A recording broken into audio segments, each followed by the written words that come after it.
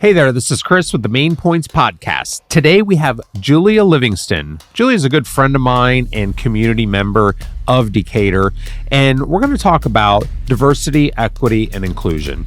I'll be honest, DEI is a new phrase and a new statement to me, so I'm really excited to sit with Julia, ask some questions, hear some perspective, and see what type of work she's doing in our community and across the state. So thanks for tuning in. But Julia Livingston. Hi, thanks for having me today. Thank you. Thanks for joining us. So, Julia, share with us and our listeners, what is your title? I guess, what's your profession now? We're going to talk about, you've had several or three professions, Yes. three careers. Yeah. So, yes. So I am currently the DEI Manager with the Illinois Supreme Court Commission on Professionalism. Okay. Very good. Yeah. And we will certainly talk about DEI too. Yes. But I guess, what's your background? Have you always been in Decatur, come and gone, little boomerang, or what's the action around Macon County in general? Yeah, so I guess I wear a lot of hats like other people do, but I'm a wife, a mother of three, and I am a community member who's really invested in Decatur. So I am a Decatur native, born and raised here. Okay. Kindergarten through 8th grade, I attended the Lutheran School Association. Okay. And for high school, I attended St. Teresa High School. Very nice. And your daughter went through St. Teresa also? She did, yes. So we Very have another good. St. T alum, yes. Good. And I grew up here, but for college, I left for about 9 years. Okay. And I came back to rejoin the community with my husband, who's also a Decatur native. Very good. After those 9 years, and we settled here to raise our family right here in Macon County. Did you really get the 9-year college program, or did you get a lot of degrees in there? There are multiple degrees in there, yeah. Multiple degrees, a couple of institutions, yeah. Where were you at most of the time? Or SIU in Carbondale for Okay. a bachelor's and master's program, and then Florida State University in Tallahassee, Oh, good for Florida, you. for a PhD program. Okay. Yeah. Very nice. Yeah. So what about Decatur? Obviously, you grew up here. You spent 9 years away. Yeah. College, different locations, different Yeah. institutions, different lifestyles, areas, everything. Back to Decatur. Yeah. What was it, and what would you initially feel coming back? So, growing up in those parochial schools and with my family's upbringing, I feel like service has always been a really important part of my life. I have always sought to figure out how I can help my community. And I don't think that's a unique experience here in Decatur, having lived in several locations. I think that it is unique to Decatur in that you don't see that in every community, but it is the experience, I think, of a lot of people here. I've always said that for every need that exists in Decatur and Macon County, and there are many, there is always a myriad of people who are ready to help fill those needs. And I think that part is really what makes Decatur so unique. Right. Yeah. So you say you've been other places and it didn't feel the same there. No, not the same sense of community for sure. Okay. Okay. Interesting. Yeah. So as you got back to Decatur, kind of walk us through your careers. Yeah. So we ultimately came back. My husband works at Caterpillar, and he's been Okay. there for over 20 years. Okay. And it's been a great, Good. Love Caterpillar. company. Yes, Yes. right. Decatur loves Caterpillar. Yes. But for me, I initially, I have had several kind of careers. Initially, I was actually in higher education. So I taught college English, I taught humanities, I taught African American experience classes and rhetoric at 3 different 4-year institutions, including the University of Illinois at Urbana-Champaign. Okay. And I also taught at Richland Community College right here in Decatur. Okay. And love so that, Richland, too. Yes, that was a Yes. really important time in my life. I've always appreciated that moment in college where people are developing their thoughts and their ideas. Right. They are challenging the things they thought they knew. And they're learning about so many different perspectives of people around them. A lot of college students come to college having lived in one space their whole life, knowing the same set of people. And sometimes those people are homogenous. They look just like them. They have the same lived experiences. And when you get to college, you have the wonderful opportunity community Right. to meet such a diverse population of people. And that can shape you in so many ways. Absolutely. And so I've always loved college campuses Yeah. for that reason. Yeah. Yeah. And because so many people are coming from so varied backgrounds and they're with such varied missions too. Yeah. You know, your people are to be artists or music or theater or business or sports or agent or lawyer, like so many different backgrounds, but yet those backgrounds tend to end up intersecting with people that have the same vision and mission too. They do. And I think it can also change. You know, you might come in thinking this is the kind of lawyer that you want to be, but you may learn about other people's experiences and it may change the kind of lawyer, the kind of law that you think you want to practice. Absolutely. Yeah. Yeah. So you mentioned the being in different areas, or we'll call it different regions, and how being in education, you worked with people that came from homogenous communities. That's not something unique to Decatur, though, right?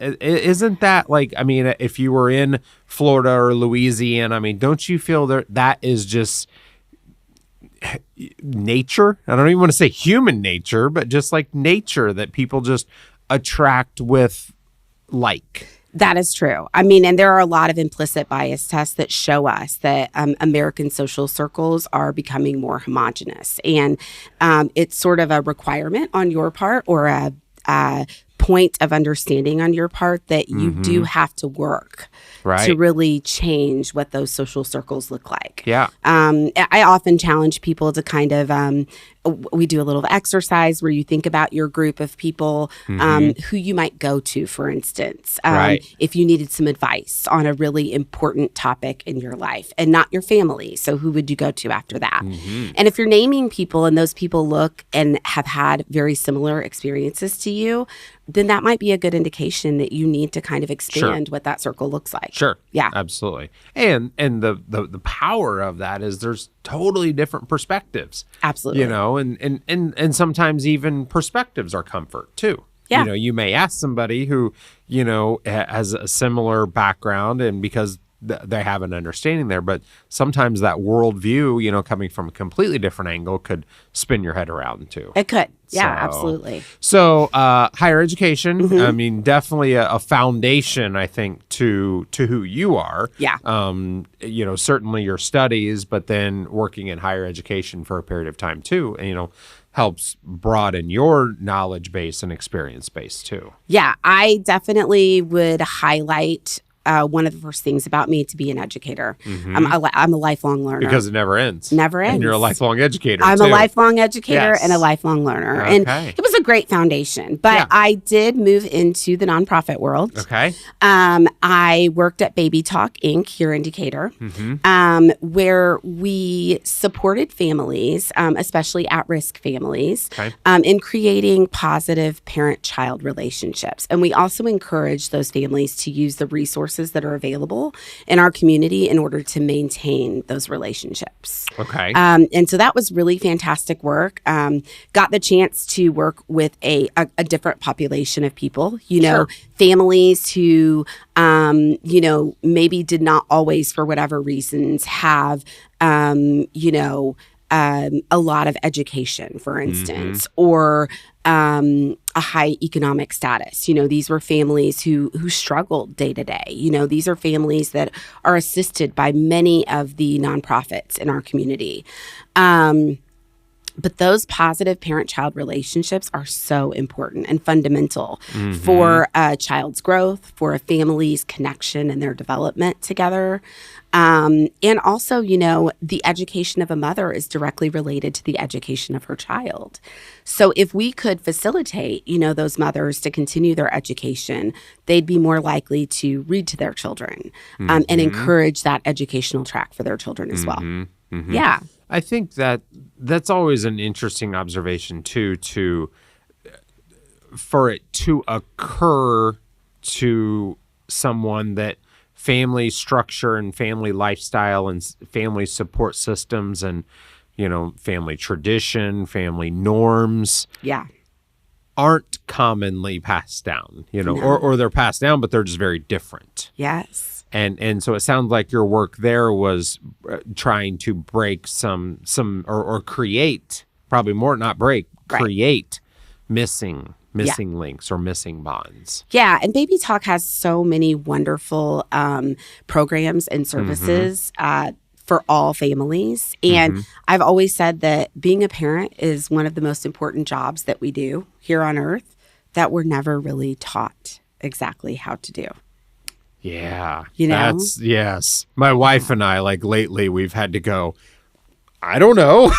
Yeah. What do we do? I don't know. Yeah. Like, Sometimes it's trial and error. Sometimes Right. it's thinking back on how you were raised and whether you agreed or you disagreed with that. And then there's, of course, the melding of the family, the mother and the Right. father, or, whatever parents are in the home. Sure. And what they grew up with and what they can kind of concede to together. Right. So, yeah, there's a lot of nuances to that. Yeah. But it was really positive work there. Right. Yeah. Interesting. Yeah. Good. And what I like about that was, honestly, you were in Decatur. Yeah. Yes. And you're in Decatur, and you will continue to be in Decatur. I am. We know that's the heart of who you are too, and we certainly want to get to that too. Yes. So, what is it about Decatur? I mean, again, you're educated. Your husband's at Caterpillar. He could go anywhere too. Like, Yeah. I mean, have you guys ever said, "Hey, let's go"? And Yeah, we've had I'm sure opportunities. we all have, right? Yes, we've had opportunities, and we evaluated those. Sure. I have just felt an affinity. My parents were still here. His parents were still here. We no longer have our moms, but our dads are still here. And this is their location, and those connections are really important for us too with our kids. Absolutely. To have those relationships. But yeah, I mean, I think it's just the place that holds our heart. Yeah. Awesome. Yeah. So what else? What else is kind of what are you working on now with Decatur and the community? And Yeah. what is Julie up to now? So we kind of talked off air a little bit, but Yes. now that I'm not working directly in Decatur, so my current role, my office is in Chicago. Okay. But as the DEI manager, I get to provide continued legal education, DEI education, to all attorneys and judges across the state of Illinois. Okay. And so we're charged with that through the Illinois Supreme Court. Okay. And I provide those presentations across the state. And then I also help to guide all of our DEI content and work through the Okay. commission as well. Okay. So Yeah. if somebody's watching and we don't want to Yes. have to go Google, what's DEI? It's diversity, equity, and inclusion. Okay.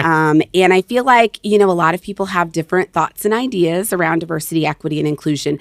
But I think we probably should start with kind of creating some walking definitions that we Sure. can work with, like as we have this conversation. Yes. Yes. So diversity is really the practice of including or having people from vast different backgrounds.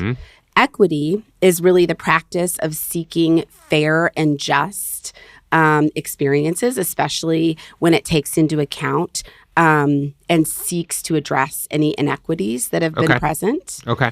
And then inclusion is really that practice of providing equal access to information, opportunities, and resources. And that has to be for people who otherwise might be excluded or might have been marginalized in different ways. I almost think of inclusion as equal would be two people could get in the same line and end up with the same product, whatever the product is or whatever the people are. But the inclusion is more the act of going to someone over here and saying, hey, you should come get in line here. Right. Is that, I mean, Yeah. I run into it a lot where I'll suggest being on the board of the United Way. Yeah. I'll suggest to people like, hey, did you know like this program can do that?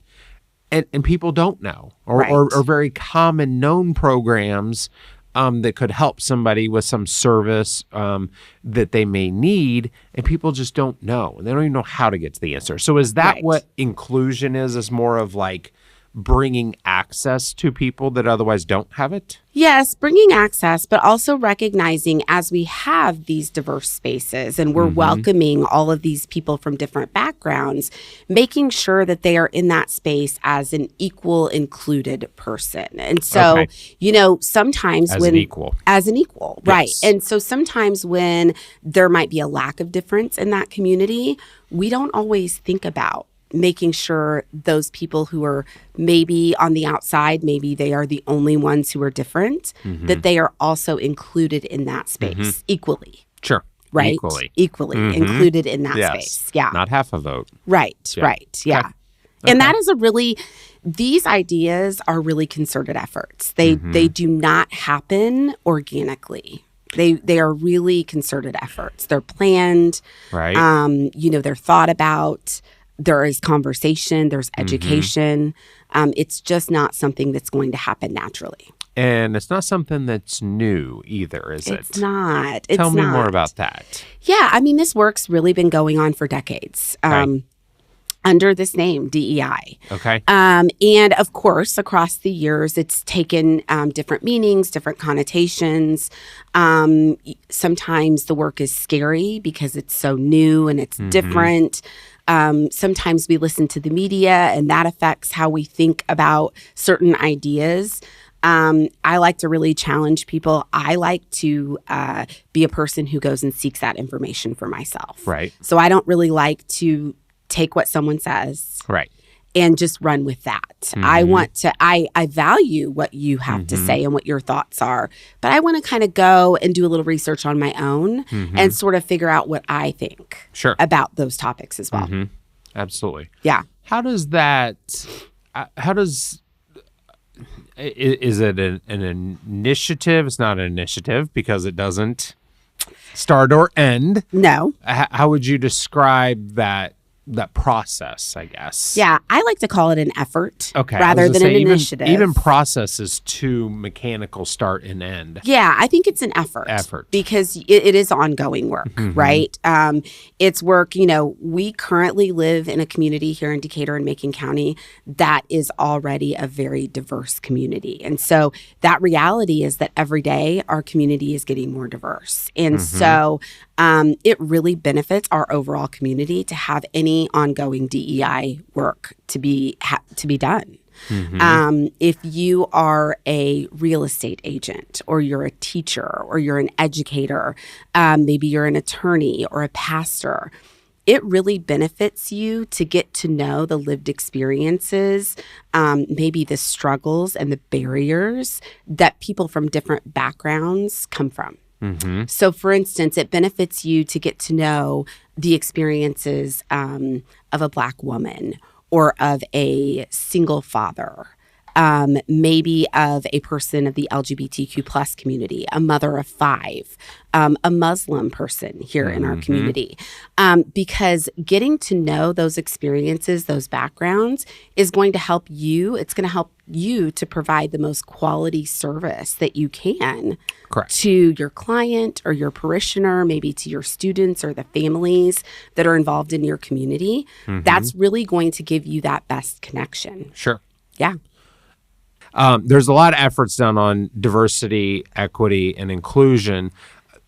What is the net impact of that? I think there's a lot of struggles that have come with, even if it's affirmative action, of just like, well, the scales are tipped. And that's not what this is. No. This is about ensuring the scales are equal. Right. And then what is the net impact of that? Yeah, I think everyone deserves to live in a community and to live in environments. So, that's a community as a whole, Decatur and Macon County, but also micro communities, right? So in your profession, in your school environment, maybe your church or your neighborhood. I think that it's sort of our job to ensure that everyone feels comfortable and safe in those spaces. So Absolutely. I'd really like to address your question with the perspective of being a mother, if you don't mind. Sure. Because that's a hat that I take very seriously. We know you do. I do. And I think about it a lot, as I think about my children and their experiences. And I also think it's the perspective that a lot of people can relate to.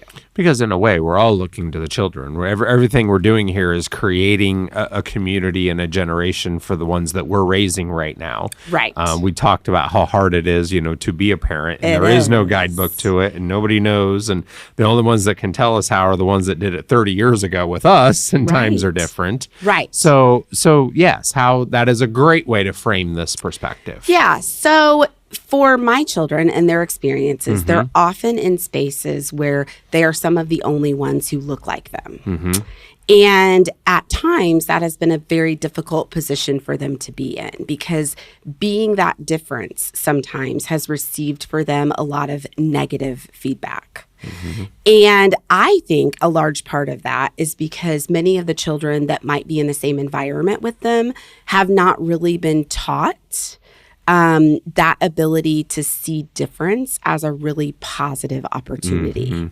So I think these conversations have to happen, obviously neighbor to neighbor, coworker to coworker, but parent to child, in really helping to move our children's perceptions towards having open and honest conversations, inquiring about their classmates' lived experiences, asking questions of inquiry and out of curiosity, not judgment, and really getting to know different perspectives and valuing those perspectives. Right. I think that's really important work right here in our community. Right. And I promise that if those conversations happened more, then I think those experiences would go a lot better.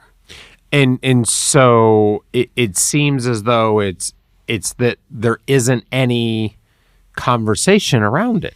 Really, of just like, hey, what, where do your boys, what's their background? What's their lived experience? Right. Are they black or white? Right.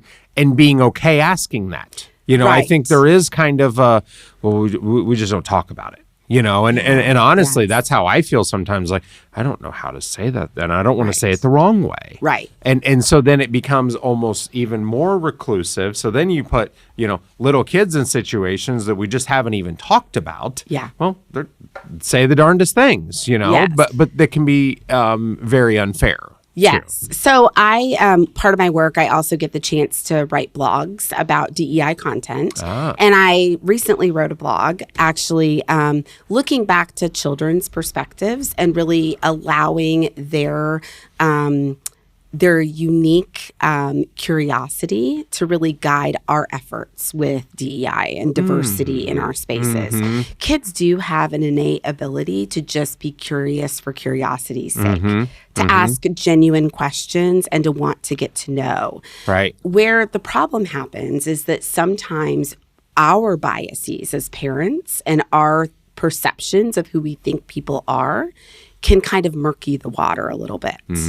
And so remember, we talked about this is not work that just happens on its own. Right. So having those concerted conversations, and just like we have to check our biases at the door, sometimes we have to check our kids' biases as well. So yes, we do know our kids. Yeah. And we shape our kids too. And like I had said too, like, all these things going on, and I tell my daughter, I'm like, just be nice. Right. Like, I don't care about if somebody is pretty or isn't fast or like whatever. Like, and unfortunately, that's kind of where they're at. And it's just like, who's doing that? Who are those people? I don't know. Yeah. I feel like as parents, I feel like since you do know who your child is, to tune in to what those conversations are happening at school. And to ask, like, what's your part in this? Right. So I ask sometimes, I'll say, so that happened, and were you kind in that situation? Which side were you on here? Right. And if, they tell me and it, was not a side that I would have advocated for, then I talk about why, they should have been on this other side and been, that advocate, that ally in that moment, that friend. How did you respond to your classmate that this was happening to? Right. And I think that's good because there are things we do have uncomfortable situations, and sometimes we do say something that we're not comfortable with, but in hindsight, but like, Yeah. it's the process. It's the effort to like come back around and like learn from it, understand it, adjust, like, connect with somebody. Like, Yes. That's really what matters. I agree. And I think that for people, sometimes that's a scary part of DEI is messing up, Yeah. taking action 100%. and messing up. And so listen, I'm here to tell you, you're going to mess up. There are moments I can remember. I'm sitting here wondering if I messed up on this. Like, honestly, I'm like, did I? There are moments I think back on conversations that I was a part of or maybe a bystander in, and I think back and they bother me sometimes because I think back and I say, I should have done this in that moment, or I should have said this, not this. Right. But the quality part of that is that I'm reflective on what that experience was and I learned from it. Mm-hmm. I might have gone and had a conversation with someone who could have given me some advice Right. on what would have been a better thing to say. Right. And most importantly, I can prepare for next time. Yes. Because there will be a next time. Absolutely. And in that moment, I'm going to feel more prepared to, again, lean into my role, maybe as an ally in that moment, to say, I'm standing up for this person. The way this conversation's going is not fair. It's not just. And I want to say, that I think that it's not fair and it's not just. And in that moment, I might hold a little bit of power. And so me being an ally is a really important role in that moment too. Absolutely. And understanding that, and again, it's the effort. It's the process. Yeah. It's the uncomfortable. The first time you have that conversation, you're uncomfortable. The next time, it's going to get a little easier. You're going to navigate a little bit differently, and you're going to continue to lean into it. Yeah. And then now you're going to make an impact on it because you've broken through that level of uncomfortableness that you felt before you leaned in. Right. Absolutely. Yeah, I think that's a great takeaway. And then I think you're more comfortable having those conversations. And you might even become a person that people come to Right. for you to give them advice. Sure. I know that you have done such and such or had relations with such and such. Mm-hmm. Could you guide me on what this might look like for me? I have people reach out to me all the time for that. Yeah. I'm in this situation. I anticipate being in this situation. What do I do? Mm-hmm. Mm-hmm. And so because you've had that experience, you can provide some takeaways. Right. Absolutely. Yeah. Well, you would certainly be a great advocate for anyone really that, is dealing with situations like that. Yeah. So awesome. Great. Okay. Thank you. Thank you.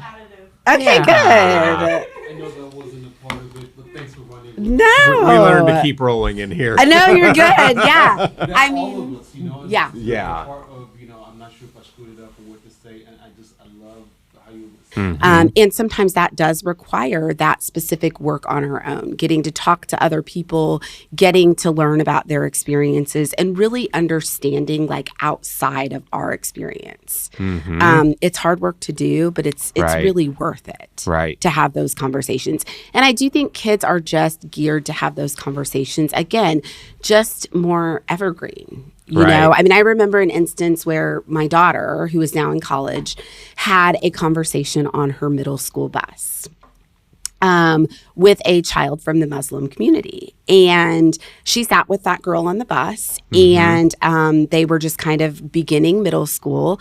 And they had a conversation about their family traditions, their religious practices. Yes. My daughter inquired and asked about her wearing her hijab.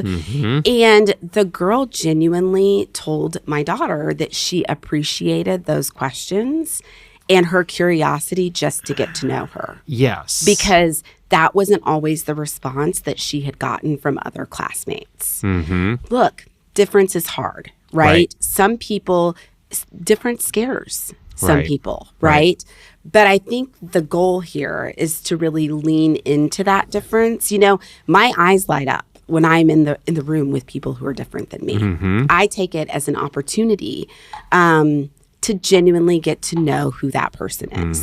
And I think that, should definitely be an approach that we all consider taking. It's uncomfortable sometimes, But the more you do it, the better you'll get. Absolutely. The lean in. I love the phrase that you use there of leaning into that, because it is about understanding people and just because, we grew up in this region and we did things this way. I mean, across the state, across the country, across the world, humans have been doing things their way. They have their traditions and their beliefs and their rituals. And I think it is very interesting to lean in. They feel just as passionately about their traditions as I do for what I'm making for Thanksgiving. So those things are important, that we respect everybody has their passions and that means so much to their family too. Yeah. So lean in is an important fact there. Yeah. And I think, that lean in, it's good for business. If we're talking about, you as a real estate agent, you as a teacher or a small business owner, it's good for business. I always like to talk about that. That appeals to people's reason. But it's also good for building relationships in our community. And the reality is, you cannot get anywhere by saying, I don't see color, or I treat everyone exactly the same.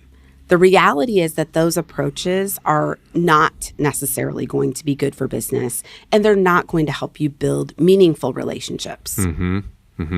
Yeah, and sorry, when people say that, it's not true. Like, I mean, you don't, just like if I'm holding the door for a gentleman or for a lady, I'm holding the door differently, and I'm speaking differently. Like, those things are real, but I think it is important just to understand those differences, and again, see people, lean in, connect with people, look at people. I think we even talked about, sometimes, seeing somebody that looks different, and maybe there's an acknowledgement of like, hey, we're the same, they're all different, but sometimes going, hey, I'm different, you're different, like, give the nod too. So and again, I'm no expert in this at all. I'm just out here saying, and just look at people, just see who's out there and see who you're connecting with. Yeah. And I do, if you don't mind, I think it's important to really note here, when people talk about DEI, people tend to gravitate towards conversations about gender and race, specifically. But I think it's really important to think about all of the different aspects of identity when we talk about DEI. So that is considering, it's not an exhaustive list, but it could consider, gender identification. It could consider marital status or education or disability status. It could also depend on your parental status, right? So you really have to consider the wide range of aspects about a person's identity. And remember, those identities can intersect as well. And, that means that you can't just look at a person or hear from a person, identify them in identity A, and say, well, they have to think this way, or they have to believe this way because they're part of that community. That's not really true, because we all have different lived experiences within those identities. And the reality is that with those different intersections, you and I, who might not look alike or might not directly have the same background, if we got to talking, there are going to be commonalities that we're going to be able to share. Oh, I'm sure, which is why we're here now. We wouldn't have known each other otherwise. That's true. Yeah.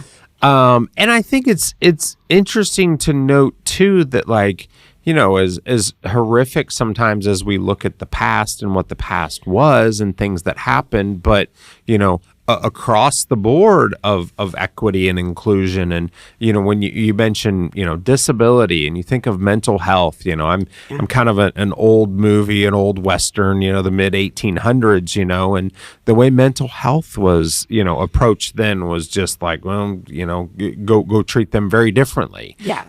So I think there is progress being made towards that effort. Yeah, because we're gonna continue to evolve too. So diversity is even going to change into the future. Absolutely. And I think education's key in that. I think Right. once you know better, you do better. Yeah. Right? You approach things differently because you know more. Right. Yeah. Absolutely.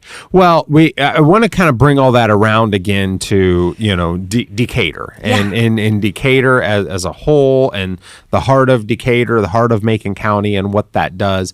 Where do you see Decatur in the future? I mean, you're plugged in, you know a lot of what's going on and a lot of the efforts that are here. What are you excited for in the future of Decatur? Yeah, so I do think we sit in a really unique position. Having this diverse community, and really there are so many organizations and leaders who are really doing this DEI work in lots of spaces. I really have always enjoyed the Heart of Illinois Community Foundation and Natalie Beck and her work there.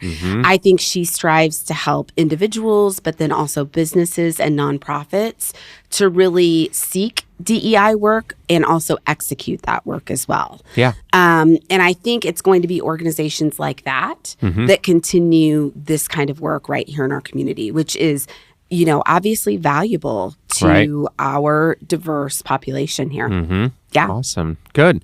Well, I want to thank you for your time and thank you for certainly your knowledge and your insight and your perspective. I know, years ago we've connected. You had a book club you started that definitely opened my eyes to a lot of things. So as we were kind of planning out sessions for this, I knew in the back of my mind at the right time I wanted to get you in here. So. I appreciate that. That was a really great moment, honestly. It was. The book club. Yes. It was a time in 2020 after the murder of George Floyd, and a lot of people were really being encouraged to have difficult conversations about race. Absolutely. And we did not realize that such a large population of people were really invested in those conversations. Right. And I really sought a way to constructively guide those conversations with the book club.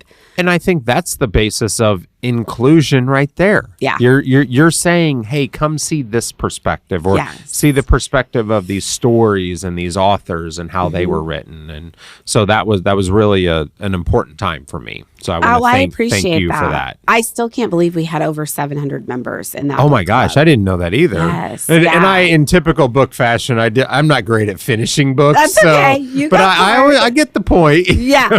Well, and it was nice. It was like, I really tried a multimedia approach with the reading, which is not for everybody. Right. But then we also had films that we viewed. We had speakers come in who were either authors or maybe subject matter experts. Yes. And then the discussion, which was so rich, I think, to really talk about what we grew to know and how our perceptions have changed from what we grew up knowing and what we wanted to do with that. A lot of people in that group said, I, for 50 years, thought that this was the experience of this kind of person. And I've learned through the text and the discussion that wasn't true. Right. And I want the younger people in my life to know better. And so as educators or parents or grandparents, they were then seeking to reach out to the next generation and kind of make that look different. Absolutely. And I think, that really kind of wraps up a theme here is this is about the next generation. This is, I'm a father, you're a mother, it's about our kids, what, you and your husband are doing for your kids and what we're doing for ours. We just want them to live rich and productive and successful lives. And the more you have people working in the same direction, the better. Absolutely. I agree. I could not agree with that more. Good. Awesome. Well, Julia, we thank you very much. And thanks for joining the Main Points podcast. Thanks for having me. I appreciate the conversation. All right. Thank you. Bye. What I really connected with was, how hard it is really being parents in this day and age, where diversity and inclusion and equity has so many different meanings and so many unknown meanings. And we're responsible for having these conversations with our kids too, teenage kids, young adult kids. And there's a lot to that. So what I also took away from that is we should all just lean in and trust each other a little bit more and ask more questions. And in the end, just be a good person. Be a good person to the stranger on the street or the person sitting next to you. So once again, Julia, thanks for joining us. And that was a great episode.